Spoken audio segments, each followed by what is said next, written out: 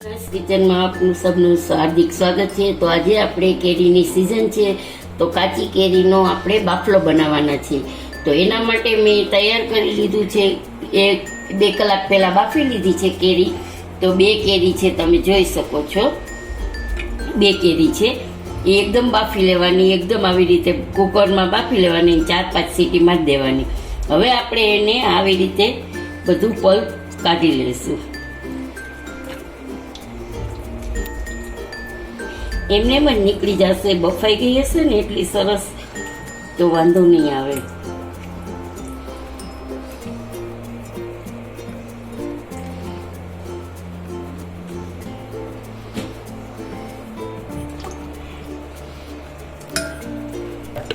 તો જો આપણે છે ને પલ્પ બનાવી લીધો છે, એકદમ કાઢી લીધો છે પલ્પ, જોઈ શકો છો કાચી કેરીનો, અને છાલ ઉતારીને બાફવાની છે। એમાં આપણે નાખશું આટલું જીરું, શેકેલા જીરાનો પાવડર, અને અડધી ચમચી જેટલું નિમક, અને 1 વાટકી આખી વાટકી ખાંડ।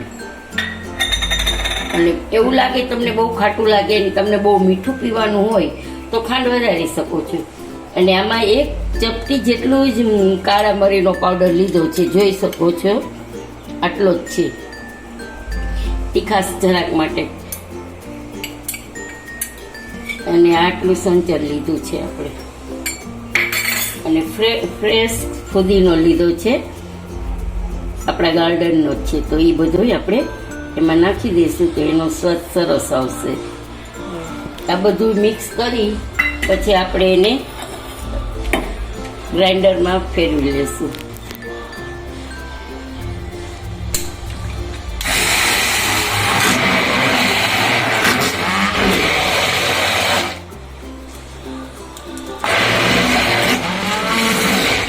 તો જોઈ શકો છો બહુ જ ઠીક છે, તો એને આપણે પતલું કરવા માટે ઠંડુ પાણી નાખશું। બરફ નાખવો હોય તો બરફ એ નાખી શકો છો, પણ મારી પાસે અત્યારે બહુ જ ઠંડુ પાણી છે તો હું એ જ નાખું છું।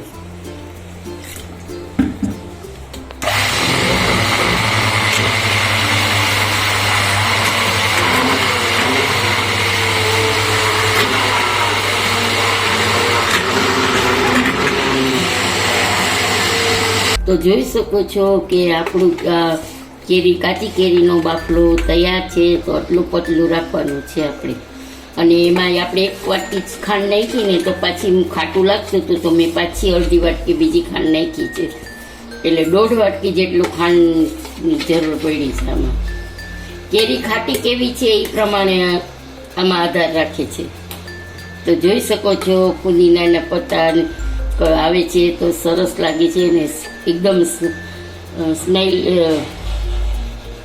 સ્મેલ સરસ આવે છે, સ્મેલ સરસ આવે છે આમાં, જસ્ટ સરસ ફુદીનાની આવે છે। તો જુઓ આપણું આ કાચી કેરી છે, એનો કાચી કેરીનો બાફલો આપણે તૈયાર થઈ ગયો છે, પીવા માટે રેડી છે। તો ખાટો, મીઠો અને મરી નાખ્યા છે એટલે તીખો, 3 જાતના સ્વાદ આવે છે, તો પીવામાં બહુ જ સરસ લાગશે। તો મારી આ રેસીપી જ્યુસની કેવી લાગી તમને કે મને જણાવજો, અને કોમેન્ટ કરજો, સબસ્ક્રાઈબ કરજો, લાઈક કરજો, શેર કરજો, અને કયા ગામથી જોવો છો તો મને તમે એ કોમેન્ટમાં જણાવજો। જય શ્રી કૃષ્ણ।